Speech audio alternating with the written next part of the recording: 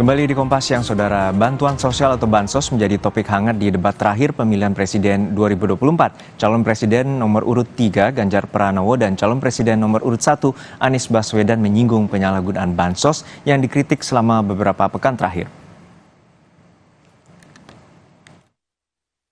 Bantuan sosial jadi bahan kritik yang hangat dibicarakan dalam beberapa pekan terakhir. Tak terkecuali di debat pamungkas antar 3 calon presiden Ahad 4 Februari malam. Seperti saling umpan, Anies Baswedan, Capres nomor urut 1, dan Ganjar Pranowo, Capres nomor urut 3, membahas bansos yang cenderung disalahgunakan untuk kepentingan kampanye kontestan Pilpres nomor urut 2, Prabowo Subianto, Gibran Rakabuming Raka. Menurut Pak Anies kira-kira, bagaimana tata kelola bansos agar 1 tidak saling klaim, 2 bisa tepat sasaran, 3 tidak menimbulkan kecemburuan-kecemburuan, sehingga inilah satu harapan yang betul-betul bisa diterima oleh rakyat. Pertama, kita harus menyadari bahwa yang disebut sebagai bansos adalah bantuan untuk si penerima, bukan bantuan untuk si pemberi. Karenanya, dia diberikan sesuai dengan kebutuhan si penerima. Kalau penerimanya membutuhkan bulan ini, ya diberi bulan ini. Kalau dibutuhkannya 3 bulan lagi, ya 3 bulan lagi. Tidak usah dirapel semuanya. Dijadikan sebagai sesuai kebutuhan. Yang nomor 1, itulah yang disebut sebagai bansos tanpa pamrih. Kemudian yang kedua, pemberian bansos ini harus tepat sasaran. Artinya diberikan melalui pendataan yang baik. Informasi data itu harus akurat dan mekanisme pemberiannya melalui jalur birokrasi, bukan dibagikan di pinggir jalan. Kesempatan tanya jawab antar 2 capres dimanfaatkan Anies dan Ganjar berupa dialog, mengkritik pelaksanaan bansos yang dilakukan pemerintahan Presiden Joko Widodo. Baik Menteri pendukung Prabowo Gibran maupun Jokowi membagikan langsung bansos kepada masyarakat. Gibran adalah putra sulung Jokowi yang saat ini menjadi wali kota Solo, yang saat itu sebagai kader PDI Perjuangan. Bansos adalah hal yang dikritik Megawati Soekarno Putri, Ketua Umum PDI Perjuangan, tempat Jokowi juga bernaung menjadi kader dan berkarir politik.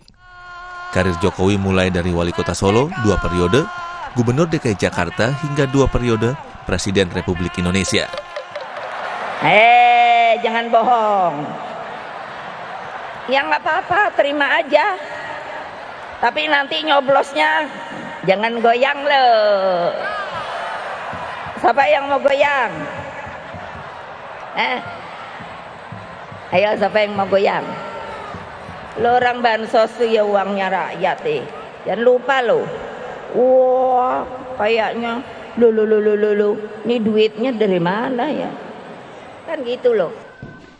Tak cuma soal bansos, tektok antara Anies dan Ganjar juga ditampilkan di topik soal pendidikan. Bahkan ada yang kesulitan membayar UKT sampai harus malah dianjurkan untuk menyelesaikan lewat pinjol. Nah, bagaimana pendapat dan pandangan Pak Ganjar melihat problem pendidikan tinggi di Indonesia ini? Yang pertama, hentikan liberalisasi pendidikan. Hentikan hari ini. Berikanlah kepada para mahasiswa kita proporsi yang benar. Kenapa Ganjar Mahfud punya program 1 keluarga miskin, 1 sarjana, agar mereka tidak direpotkan pada persoalan ini. Dan Pak Anies tadi betul, ikhtiar para mahasiswa hari ini agar dia tetap bisa sekolah adalah ngutang. Dan pinjol ternyata menjadi problem, dan saya sepakat, kami diskusi beberapa waktu lalu dengan para mahasiswa di Jogja, ini menjadi cerita utama. Unsur negara harus lebih besar.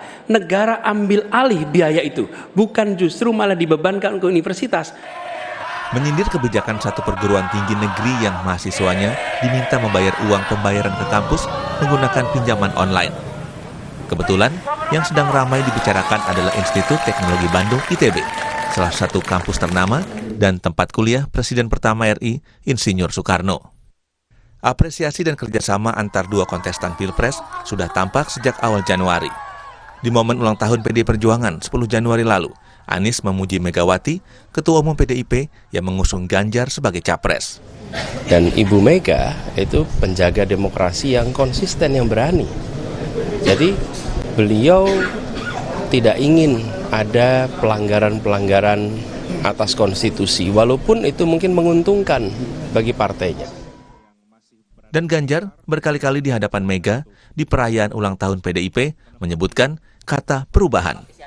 Perubahan adalah narasi yang dipakai pasangan Anies Baswedan Muhaimin Iskandar alias Amin di Pilpres 2024. Inilah bonding kita pada rakyat. Dan pemilu adalah sebuah harapan perubahan. Dan PDI Perjuangan menjadi harapan untuk memperjuangkan nasib wong cilik, nasib marhen. Lalu, di momen debat terakhir ini, apakah keduanya yang tengah mengejar elektabilitas bisa berhasil mendekatkan persentase elektabilitas dengan Prabowo Subianto? Ya, untuk debat kemarin saya tidak yakin atau ragu lah itu akan mengubah perilaku pemilih ya. Kecuali nanti di swing voter, tetapi prosesnya bukan pada saat menonton atau setelah menonton. Tetapi ketika cuplikan-cuplikan itu kemudian direproduksi masuk kepada konten-konten di media sosial.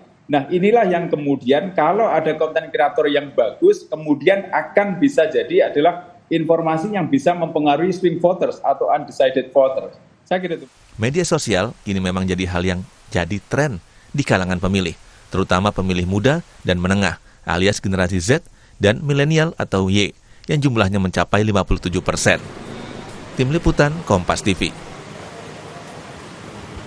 Lalu seberapa berpengaruhnya media sosial di Pilpres kali ini dan platform apa saja yang paling efektif untuk menggait pemilih? Kita bergabung dengan Ismail Fahmi, analis media sosial dari Drone Emprit. Selamat siang Mas Fahmi.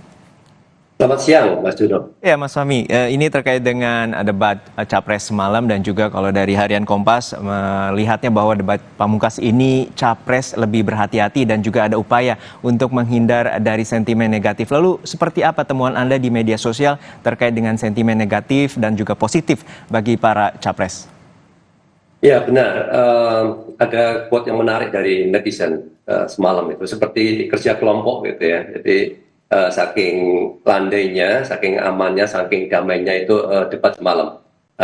Tapi kalau kita lihat ya dari sentimen, kita lihat cukup besar sentimen negatif kepada Pak Prabowo. Ya. Kemudian sentimen yang positif kepada Anies Baswedan dan Ganjar Pranowo cukup besar. Nah, kenapa seperti itu? Karena kita lihat cukup banyak isu-isu yang diangkat dengan cara yang cukup hati-hati juga. Ya. Mereka belajar, saya kira itu dari pengalaman sebelumnya.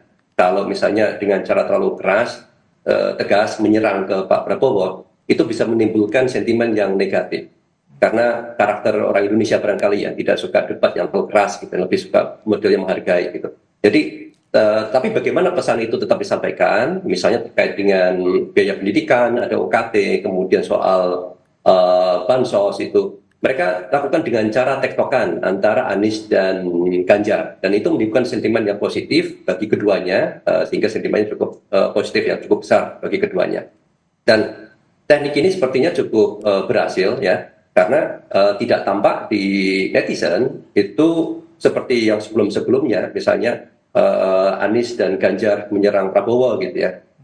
Tapi pesan tetap sampai. Memang ada agak di belakangan ketika Ganjar lebih sedikit lah itu kemudian menyerang Prabowo gitu ya. Kemudian itu menimbulkan sentimen yang negatif ya di kalangan netizen. Karena ini mereka melihat ini udah debat yang terakhir, sudah saatnya untuk kemudian lebih ke damai gitu.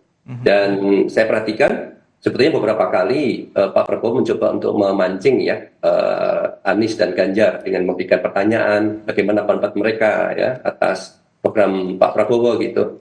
Dan rupanya Anies tidak terpancing ya, tidak kemudian mengkritik atau apa gitu. Dan tapi malah memberikan pendapat, informasi tambahan, rencana tambahan dari program-programnya.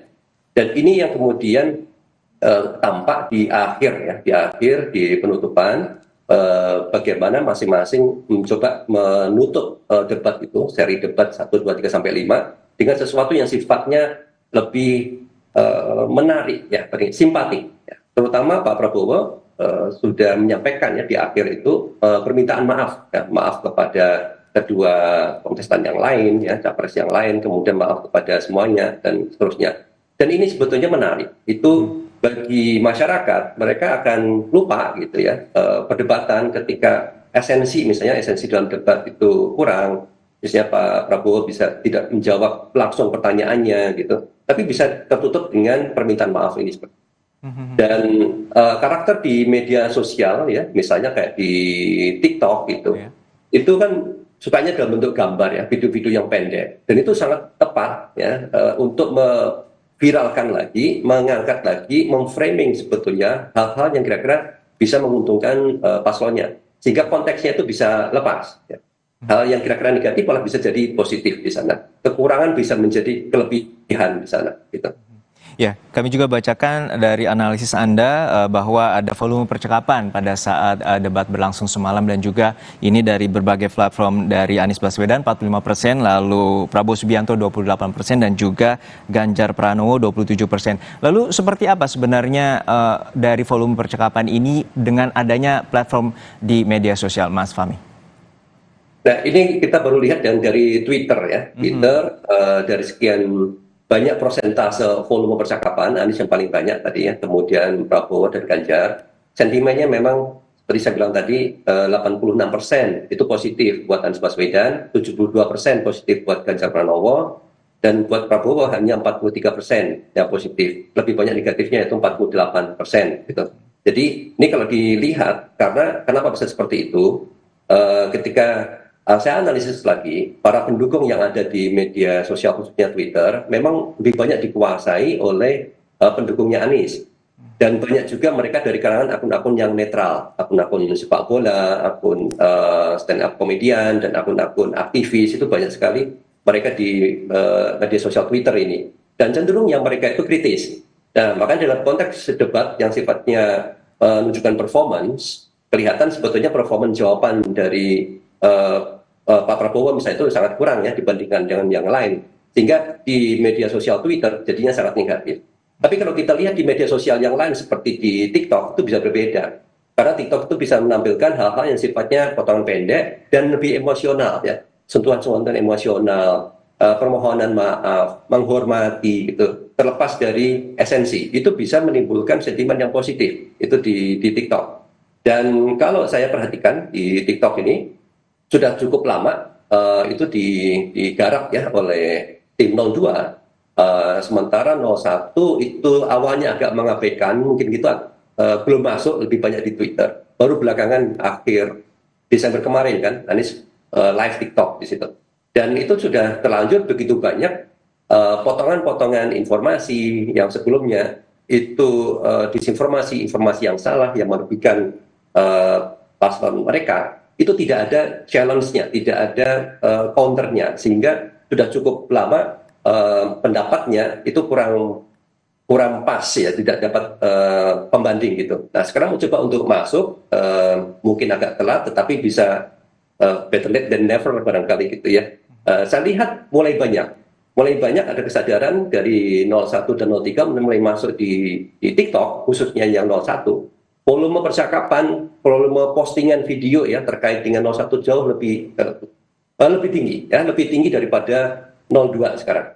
Meskipun jumlah interaksi dalam bentuk jumlah like-nya, komentarnya, kemudian view-nya masih kalah dengan 02. Tapi ada pergeseran. Nah, ini menunjukkan bahwa media sosial jadi sangat penting buat mereka untuk menggarap mencapai semakin banyak netizen gitu. Terutama di TikTok kan sampai 100 juta lebih barangkali ya, sekitar segituan pengguna, sementara Twitter kurang dari 20 juta. Anda tadi menyebutkan adanya pergeseran dan juga platform yang juga menjadikan media bagaimana berkampanye, dan Anda juga menyoroti dari debat yang pertama, lalu ketiga dan juga kelima untuk khususnya capres. Seperti apa? Apakah juga ada pergeseran gelombang terkait dengan pemilih ataupun dengan volume percakapan terkait dengan para capres tersendiri? Ya kalau saya perhatikan ya bagaimana komentar-komentar netizen di sana ya, debat ini cukup berimpact ya, terutama kepada pemilih pemula yang mereka kritis atau agak kritis lah ya, di mana mereka ingin mengetahui masing-masing capres itu seperti apa. Mereka melihat debat ya, banyak anak-anak yang mereka pertama kali ngevote gitu, dan mereka kritis, mereka melihat dari debat bukan hanya potongan-potongan saja, tapi lihat diskusinya seperti apa. Dan bahkan sekarang kan juga ada upaya misalnya bijak memilih. Ya. Bijak memilih itu satu platform upaya dari civil society untuk mengajak anak-anak muda ini supaya lebih kritis, lebih objektif melihat. Jadi ini berimpact. Ya. Debat ini menunjukkan. Contohnya misalnya bagaimana performance Gibran ya. Gibran itu misalnya ketika menunjukkan gimmick yang mungkin kurang sopan, itu bisa menimbulkan rasa tidak suka kepada sebagian pemilih. Tetapi kalau kita lihat misalnya itu ketika Profesor Mahfud bilang pertanyaan Gibran receh kayak gitu ya, ternyata di TikTok itu ternyata tidak receh. Banyak anak-anak muda misalnya soal greenflation itu, mereka kaji itu secara ilmiah sehingga menimbulkan sentimen positif. Nah, hal seperti ini, debat itu bisa menimbulkan hal yang sama, bisa menimbulkan sentimen positif atau negatif, benar-benar tergantung bagaimana tim suksesnya, bagaimana memanfaatkan narasi dari debat, termasuk juga terutama ini yang sifatnya hal menyentuh emosi, ya, untuk yang di TikTok, atau hal yang sifatnya memberikan pembelajaran, ya, itu bisa memberikan impact kepada mereka yang kritikal, yang masih kritis, terutama mungkin swing voter. Cuma kalau di TikTok saya lihat ya, mereka yang sudah terlanjur kuat itu di apa-apain udah nggak bisa, udah susah. Bahkan banyak komentar dari mereka yang ada di Twitter, misalnya dari 01 ya, mereka mencoba masuk ke TikTok itu, dari Twitter masuk ke TikTok, mereka nggak bisa mengangkat tangan untuk kemudian memberikan penjelasan karena semua sudah bilang all in dan seterusnya gitu. Ya, menarik. Dari pengamatan Anda, debat ini sangat berpengaruh terutama bagi undecided voter dan juga memberikan inspirasi dan juga substansi bagi permasalahan bagi generasi milenial dan juga generasi Z yang dalam catatan KPU ada 57% pemilih. Terima kasih atas insight-nya, analis media sosial Drone Emprit, Mas Ismail Fahmi telah bergabung bersama kami di Kompas Siang. Terima kasih Mas Fahmi. Sesaat lagi saudara, Tari Sedati dari Aceh yang menjadi salah satu warisan budaya tidak benda yang terus dilestarikan. Tarian ini menjadikan tubuh sebagai instrumen utama musik.